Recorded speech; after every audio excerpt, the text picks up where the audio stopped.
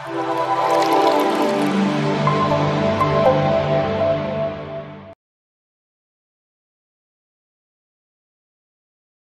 الحمد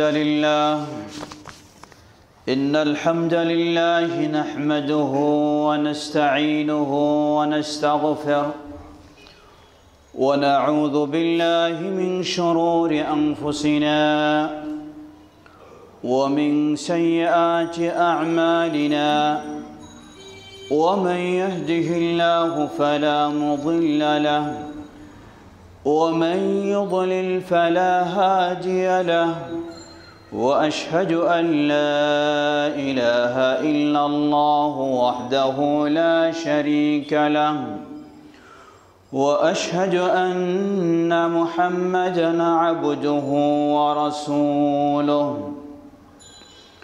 يا أيها الذين آمنوا اتقوا الله حق تقاته ولا تموتن إلا وأنتم مسلمون أما بعد فإن خير الحديث كتاب الله وخير الهدي هدي محمد صلى الله عليه وسلم وشر الأمور محدثاتها وكل محدثة بدعة وكل بدعة ضلالة وكل ضلالة في النار فأعوذ بالله من الشيطان الرجيم بسم الله الرحمن الرحيم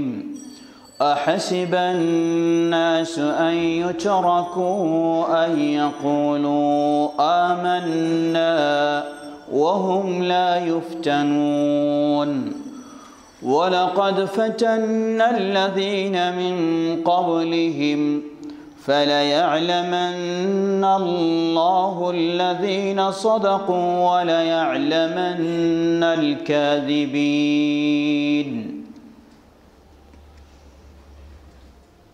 আলহামদুলিল্লাহ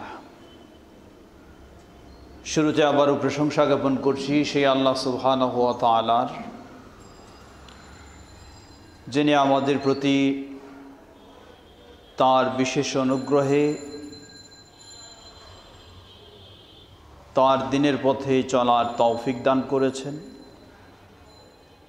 শত বাধা বিপত্তি, সমস্যা, আপদ বিপদ সর্বমুহূর্তে যিনি আমাদেরকে তার দিনের পথে থাকার তৌফিক দান করেছেন, সেই আল্লাহ সুবহানাহু ওয়া তাআলার প্রশংসা জ্ঞাপনার্থে বলি আলহামদুলিল্লাহ। অতঃপর অসংখ্য সালাত ও সালাম পেশ করছি প্রিয় রাসূল মুহাম্মদ সাল্লাল্লাহু আলাইহি ওয়াসাল্লাম, তাঁর আসহাবে কেরাম, আহলি বাইত, শেষ দিবস পর্যন্ত তাঁর প্রতিটি একনিষ্ঠ অনুসারীদের উপর। সম্মানিত সমবেত মুসল্লিবৃন্দ, ইসলাম একটি পরিপূর্ণ দিন। 1400 বছর আগেই নবী মুহাম্মদ সাল্লাল্লাহু আলাইহি ওয়াসাল্লাম নবুয়ত রিসালাত লাভ করে এই ইসলাম প্রচার শুরু করেন। আজও সেই ইসলাম পৃথিবীর বুকে শ্রেষ্ঠ দিন হিসাবে সুপ্রতিষ্ঠিত। যেই দিন বা ধর্মে সবচেয়ে বেশি মানুষ দীক্ষিত হচ্ছে সেটিই হলো ইসলাম। আরও কত 1400 বছর বা 14,000 বছর বা আরও 14 কোটি বছরও চলতে পারে, তবু ইসলাম পৃথিবীর বুকে শ্রেষ্ঠ দিন হিসাবেই থাকবে ইনশাআল্লাহ।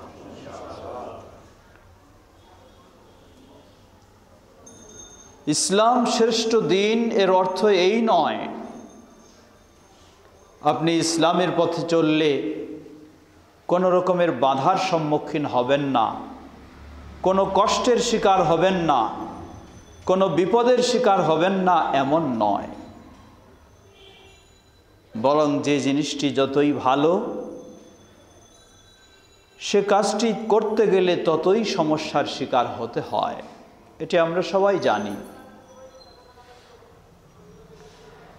আপনি ব্যবসা বাণিজ্য করেন, যেই ব্যবসাটি হয়তো বেশি লাভজনক ও সুন্দর মনে হয়, সেই ব্যবসা আপনি খুব সহজেই সফল হয়ে যাবেন এমন নয়। বহু সমস্যাও এর মাঝে রয়েছে, বহু বাধা বিপত্তিও এর মাঝে রয়েছে। এজন্যই আল্লাহ সুবহানাহু ওয়া তাআলা আমাদেরকে এক প্রকার বলা যায় ভবিষ্যৎবাণী, সতর্কবাণী উচ্চারণ করেছেন। সূরা আনকাবুত 2 ও 3 নম্বর আয়াতে আল্লাহ বলেন, আহাসিবান নাসু আন ইউতরাকু আন ইয়াকুলু আমান্না ওয়া হুম লা ইফতানুন। মানুষেরা কি মনে করে তারা বলবে আমরা ঈমান এনেছি, তাহলেই শান্তিতে চলতে পারবে, যথেষ্ট হয়ে গেছে, কোনো ফিতনার সম্মুখীন হবে না? কখনোই নয়। ঈমানের কথা বললে ফিতনার সম্মুখীন কিছু না কিছু হতেই হবে। কেন? আল্লাহ রাব্বুল আলামিন বলছেন, জেনে রাখো, এটি নতুন কথা নয়। ওয়ালাকাদ ফাতান্নাল্লাযীনা মিন ক্বাবলিহিম, তোমাদের পূর্বে যারা নবী রাসূল ছিলেন, তাদের অনুসারী ছিলেন, তাদেরকেও আমি এভাবেই পরীক্ষা করার জন্য ফিতনার সম্মুখীন করেছি। কি পরীক্ষা? ফালায়া'লামান্নাল্লাহু আল্লাযীনা সাদাকু ওয়া লায়া'লামান্নাল কাযিবিন। আল্লাহ রাব্বুল আলামিন যাতে নিশ্চিত হতে পারেন, জানতে পারেন কে শুধু মুখ দিয়ে ইসলামের কথা বলে আর কে অন্তর দিয়ে ইসলামের কথা বলে।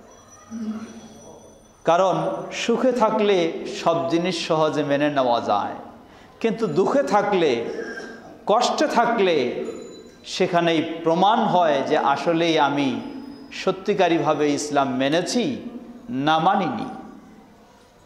বিপদের সময় প্রকৃত পরীক্ষা হয়। আল্লাহ রাব্বুল আলামিন পরীক্ষা করবেন আসলেই আমরা শুধু সুখেই মুসলমান না দুঃখেও মুসলমান। এই পরীক্ষার জন্যই আল্লাহ রাব্বুল আলামিন আমাদেরকে ফিতনার সম্মুখীন করবেন। আল্লাহ আমাদেরকে সকল ফিতনায় ঈমানের উপর সত্যিকারীভাবে অটল থাকার তৌফিক দান করুন। সম্মানিত সমবেত মুসল্লিবৃন্দ, পরিবেশ কত কঠিন হতে পারে লক্ষ্য করুন। সহিহ মুসলিমের হাদিস, আবু হুরায়রা রাদিয়াল্লাহু তাআলা আনহু তিনি বর্ণনা করেন, রাসূল সাল্লাল্লাহু আলাইহি ওয়াসাল্লাম বলেন, বাজিরু বিল আ'মালি ফিতানা কাকাত'আল লাইলিল মুযলিম ইউসবিহুর রাজুলু মুমিনা ওয়া ইউমসি কাফিরা ওয়া ইউমসি মুমিনা ওয়া ইউসবিহু কাফিরা ইয়াবিউ দীনাহু বিআরাদিন মিনাদ দুনিয়া আল কালিল। রাওয়াহু মুসলিম।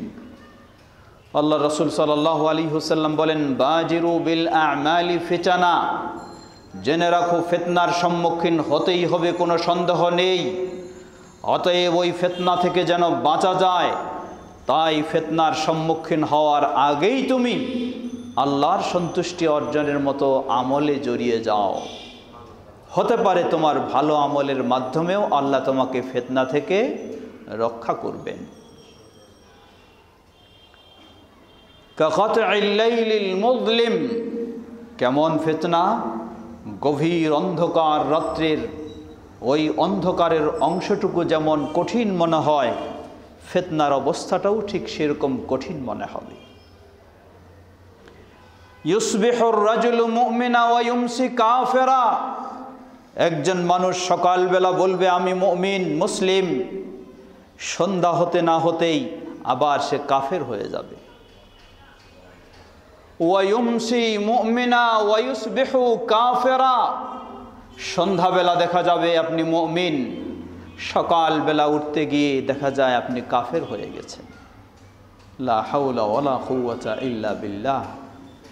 ইয়াবিউর রাজুলু দীনাহু বিআরাদিন মিনাদ দুনিয়া আল কালিল, দুনিয়ার সামান্য স্বার্থের বিনিময়ে মানুষ তার দিনটাকে বিক্রি করে দেবে, ঈমানটাকে বিক্রি করে দেবে। এই হাদিস যদি আমরা একটু চিন্তা করি, মনে হয় খুব বেশি দূরে নয়, এমন পরিস্থিতিতে আমরা পৌঁছে গেছি কাছাকাছি।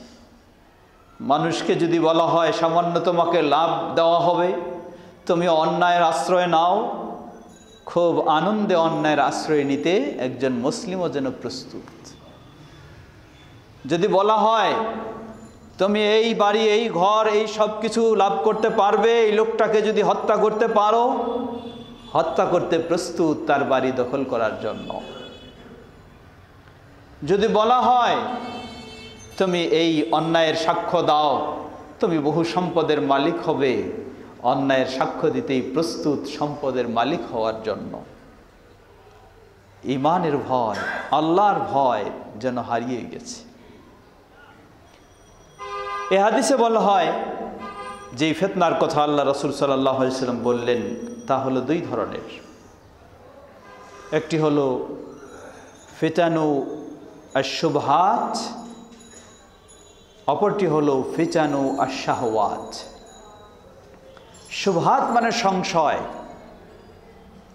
আপনি সুন্দরভাবে ঈমান পোষণ করেছেন আল্লাহর রাসূলের বিষয়ে, সাহাবীদের বিষয়ে, একজন ব্যক্তি এসে আপনার মাঝে কিছু চিন্তা দিয়ে দিলেন, আপনি ভাবতেছেন যে আসলেই সাহাবীরা তাহলে কেমন, উম্মুল মুমিনিন আয়েশা রাদিয়াল্লাহু আনহা তাহলে তিনি কেমন, তার বিষয়ে এই ধরনের কথা শোনা যায়, নাউযু বিল্লাহ, আপনার মাঝে সংশয় দিয়ে দিবে। আজকে বর্তমান বিশ্বে শিয়া, বিভ্রান্ত শিয়া সমাজ, তাদের কাজটাই হলো সাহাবীদের বিষয়ে সংশয় তৈরি করে দিয়ে মানুষের ঈমানটাকে নষ্ট করে দেওয়া।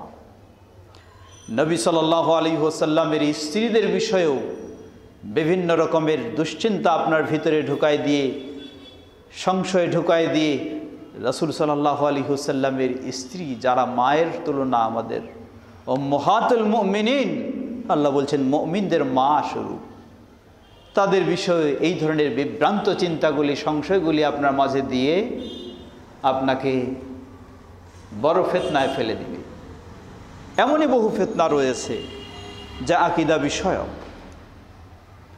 ওয়া ফিতানুশ শাহওয়াত, শাহওয়া প্রবৃত্তির অনুসরণ, মন যা চায়, ইবলিসের অনুসরণ, সেই ফিতনার তো বলার অপেক্ষা রাখে না। মানুষের হাতে হাতে আজকে স্মার্টফোন, মোবাইল, নেট কানেকশন, মুহূর্তের মাঝে এমন অশ্লীল জগতে আপনি চলে যান, ভুলে যান আল্লাহর কথা। মুহূর্তের মাঝে এমন নোংরা জগতে আপনি চলে যাচ্ছেন, ভুলে যাচ্ছেন দিনের কথা, ভুলে যাচ্ছেন আখিরাতের কথা, ভুলে যাচ্ছেন জান্নাত জাহান্নামের কথা। কতই না ভয়াবহ ফিতনা। বর্তমান যুগে নতুন প্রজন্ম, যুব সমাজ, তারা এভাবেই অশ্লীলতার ফিতনায় জড়িয়ে যাচ্ছে, এভাবেই তারা নেশাগ্রস্ত হয়ে যাচ্ছে, মাদকাসক্ত হয়ে যাচ্ছে, নিজের আদর্শ, নিজের চরিত্র সব কিছু হারিয়ে ফেলছে, এমনকি ঈমানটাও হারিয়ে ফেলছে। আল্লাহ আমাদেরকে, নতুন প্রজন্মকে এই ফিতনা থেকে হেফাজত করুন। সম্মানিত সমবেত মুসল্লিবৃন্দ, ঠিক এমনইভাবে এই ফিতনার পরিবেশে আপনার অবস্থানটা কি হতে পারে? এই হাদিসের আলোকে আমরা বললাম দুই ধরনের ফিতনা। তৃতীয় আরেকটি ফিতনা, সেটি আরও বড় ফিতনা, তা হচ্ছে ঝগড়া, বিবাদ, হত্যা, কাটাকাটি, মারামারি, খুন খারাপি, সেসব বিষয়। সহিহুল বুখারীর হাদিস 7082 নম্বর হাদিস, সাহাবী আবু হুরায়রা রাদিয়াল্লাহু তাআলা আনহু বর্ণনা করছেন, রাসূল সাল্লাল্লাহু আলাইহি ওয়াসাল্লাম বলেন, সাতাকুনু ফিতানুন আল কাঈদু ফিহা খায়রুম মিনাল কাইম ওয়াল কাইমু খায়রুম ফিহা খায়রুম মিনাল মাশি ওয়াল মাশি ফিহা খায়রুম মিনাস সাঈ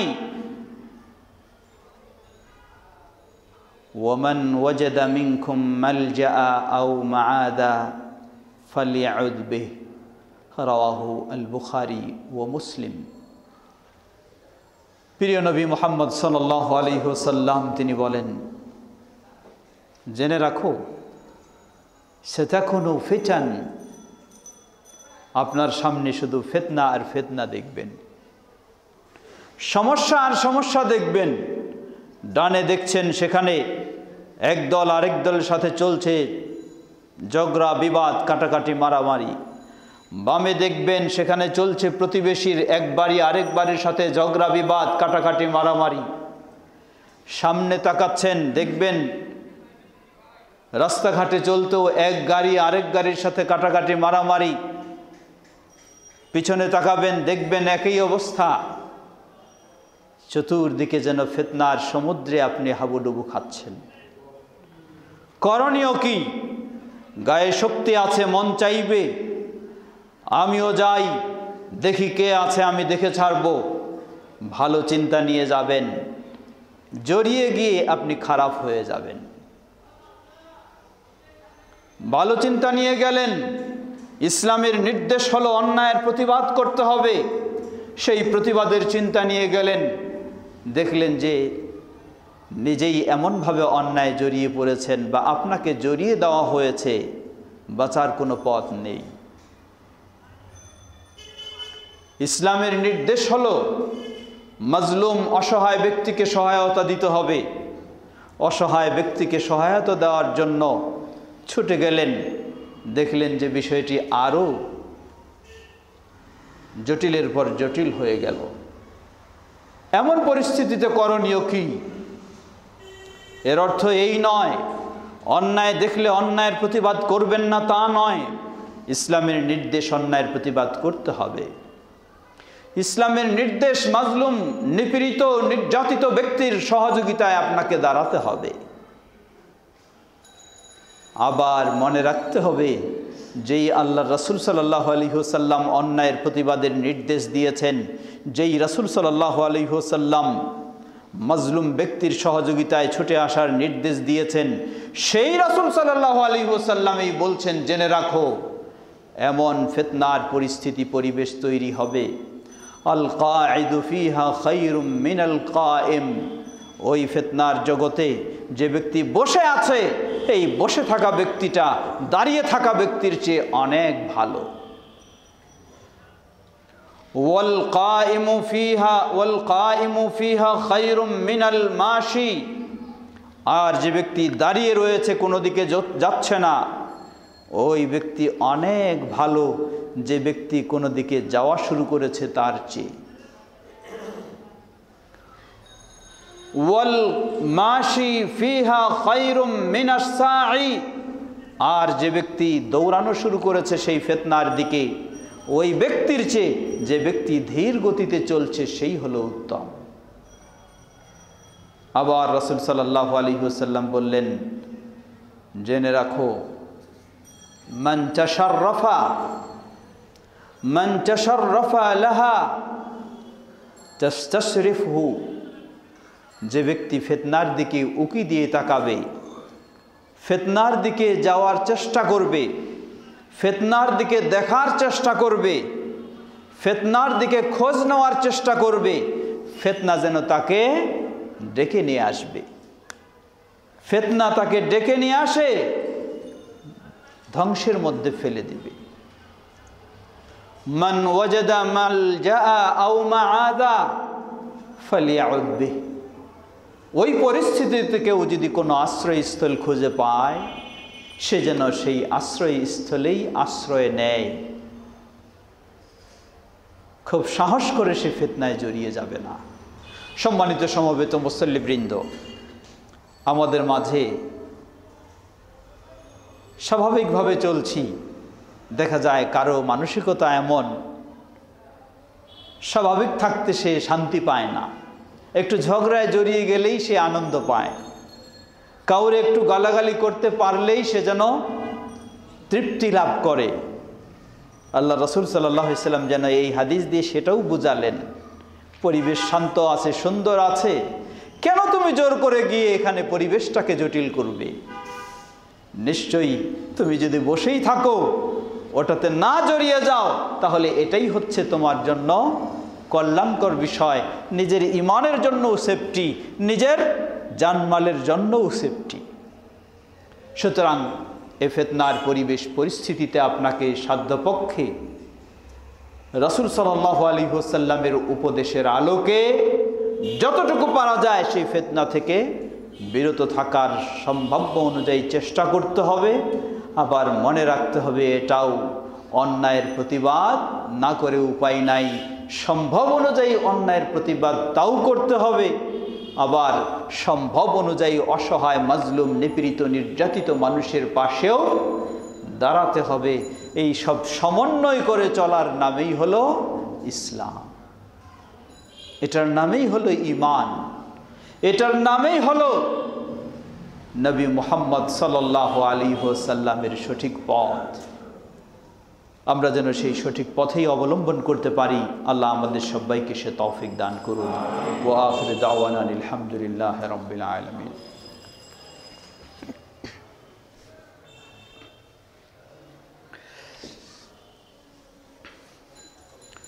আলহামদুলিল্লাহ, আলহামদুলিল্লাহ রাব্বিল আলামিন।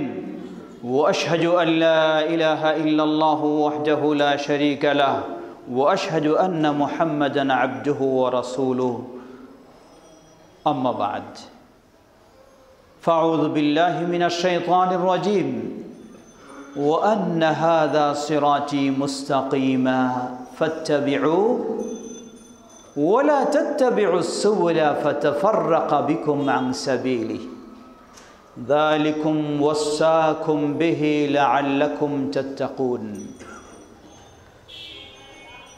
সমবেত মুসল্লিবৃন্দ, নবী মুহাম্মদ সাল্লাল্লাহু আলাইহি ওয়াসাল্লাম সেই সঠিক পথেই আমাদের জন্য দিয়ে গেছেন।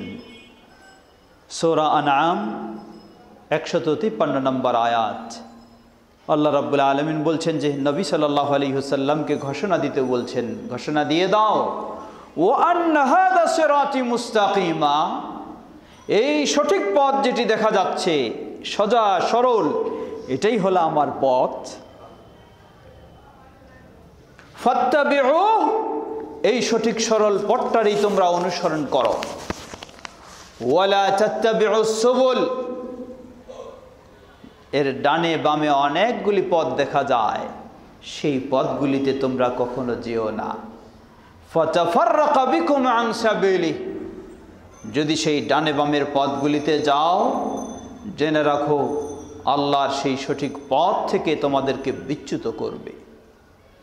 যালিকুম ওয়াসাকুম বিহি লাআল্লাকুম তাত্তাকুন, এটাই আল্লাহ সুবহানাহু ওয়া তাআলা তোমাদেরকে নির্দেশ দিয়েছেন। আর এই নির্দেশ যখনই তোমরা পালন করে চলবে, আশা করা যায় তোমরা মুত্তাকি হতে পারবে। আর মুত্তাকি হতে পারা মানেই হলো, আল্লাহ রাব্বুল আলামিন অন্য জায়গায় সুসংবাদ দিয়েছেন, মুত্তাকি হতে পারাই মানে হলো আপনার জন্য আল্লাহর প্রস্তুত করা সেই জান্নাত অপেক্ষা করছে। সুবহানাল্লাহ।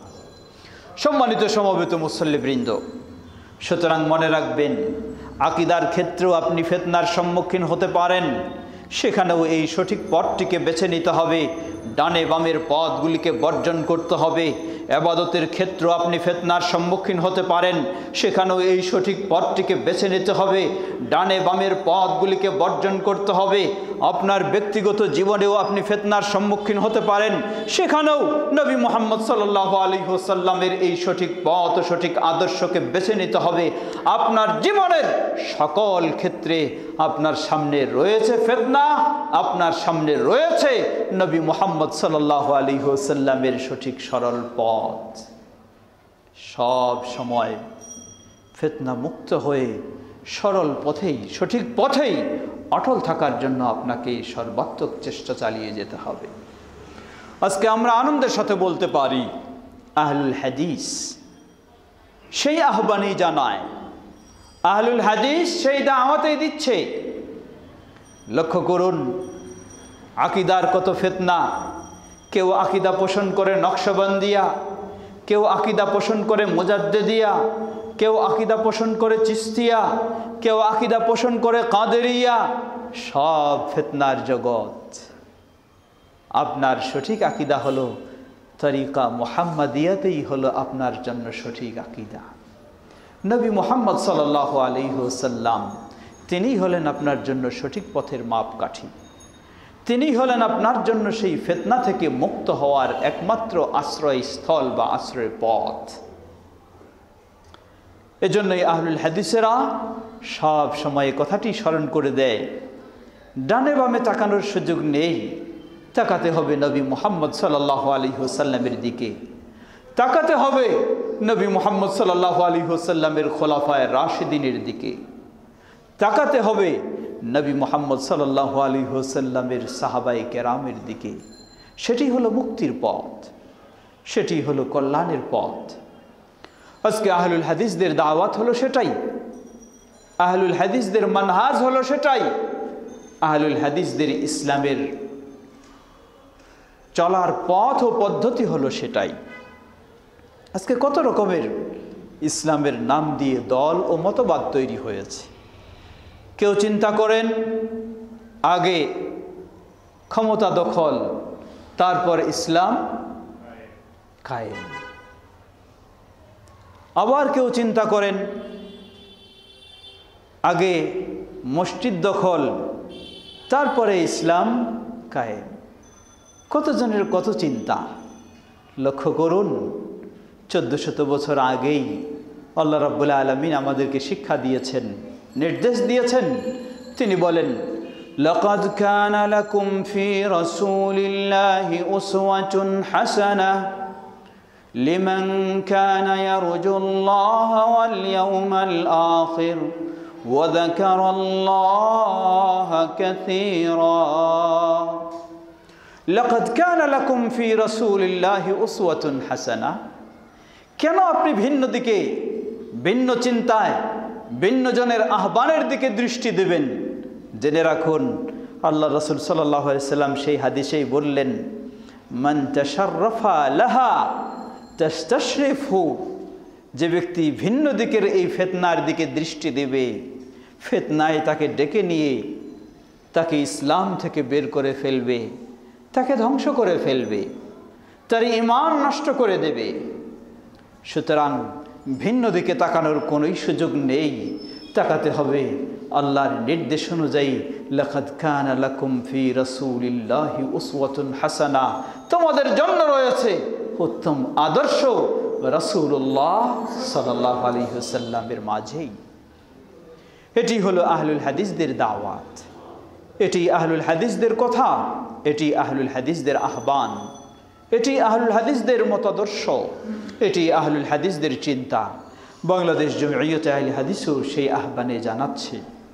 আসুন আমরা যেন সকলেই বিষয়টি ভালোভাবে উপলব্ধি করে সঠিক মানহাজ, মত ও পথের উপর যেন অটল থাকতে পারি, সেই চেষ্টা করব। আল্লাহ আমাদের সবাইকে সে তৌফিক দান করুন। একটি বিষয় স্মরণ করে দিতে চাই, সময় আমাদের হাতে বেশি নেই। বর্তমান পরিবেশ পরিস্থিতিতে এই আহলুল হাদিস থেকেও আপনাকে ফিরানোর বহু কৌশল, বহু চিন্তা। এখন হলো অনলাইনের যুগে সহি আকীদা, এই সহি আকীদার দাওয়াত চলছে। জেনে নিন, কথাটি মনে রাখবেন, সহি আকীদার কোনো সীমারেখা নেই, সহি আকীদার কোনো সীমারেখা নেই। সহি আকীদা এটি হলো একটি তুলনামূলক শব্দ, তুলনামূলক পরিভাষা, মানে অমুকের চেয়ে অমুক সহি। এজন্যই তারাই বলে, উদাহরণস্বরূপ ধরে নেন হানাফি মাযহাবের, ভারত উপমহাদেশে হানাফি মাযহাবের অনুসারী বেশি, কিন্তু হানাফি মাযহাবের মানুষেরা কমপক্ষে যদি বলি যে 1000 দলে বিভক্ত, বললে ভুল হবে না। এক দল কবর পূজা নিয়ে ব্যস্ত, মাজার পূজা নিয়ে ব্যস্ত, আরেক দল হানাফিদের মধ্যেই তাদেরকে কাফের পর্যন্ত ফতোয়া দিচ্ছে। এর মানে ওই দলের তুলনায় এই দল হলো সহি আকীদা, আবার এই দলের তুলনায় ওই দল সহি আকীদা। কিন্তু আহলুল হাদিস এটি এমন একটি পরিভাষা, এমন একটি মানহাজ, যা নবী সাল্লাল্লাহু আলাইহি ওয়াসাল্লামের সাহাবায়ে কেরামদের পরবর্তী থেকে এই পথ, এই মতাদর্শ সুপ্রতিষ্ঠিত হিসাবে চলে এসেছে। গোটা বিশ্বব্যাপী এর কোনো ভিন্নতা নেই। ইউরোপে, আফ্রিকায়, আমেরিকায়, এশিয়ায়, যেখানেই বলুন আহলুল হাদিস, তাদের একই আকীদা, একই আদর্শ, একই মানহাজ। সুতরাং এখন এটাও একটি ফিতনা চলছে যে এই আহলুল হাদিস পরিচয় দেওয়া যাবে না, আহলুল হাদিস বলা যাবে না, বলতে হবে সহিহ আকীদার। সম্মানিত সমবেত মুসল্লিবৃন্দ, ফিতনার শেষ নেই। বোঝার চেষ্টা করুন এবং সেই ফিতনা থেকে নবী মুহাম্মদ সাল্লাল্লাহু আলাইহি ওয়াসাল্লামের শেখানো পথ অনুযায়ী মুক্ত হওয়ার চেষ্টা করুন। আল্লাহ আমাদের সবাইকে সে তৌফিক দান করুন।